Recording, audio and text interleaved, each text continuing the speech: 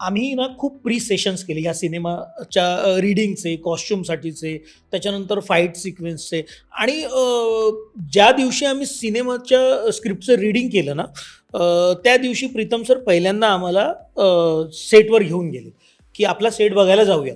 तर सेटवर पोहोचेपर्यंत ना कारण रीडिंगचं ठिकाण आणि सेटचं ठिकाण हे खूप लांब होतं.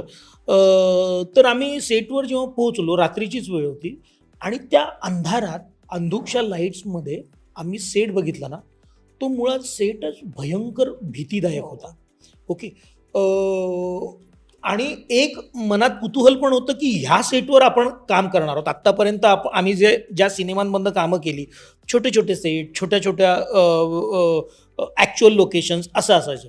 पण इतक्या मोठ्या सेटवर आपल्याला काम करायला मिळणार, हे म्हणजे एखाद्या लहान मुलाला नाही का तुम्ही खेळण्याच्या दुकानात घेऊन जायचं आणि म्हणायचं, की अ, हवं ते खेळणं घे. त्याला किती आनंद होईल, तसं माझ्यातला अभिनेत्याला तो आनंद झाला.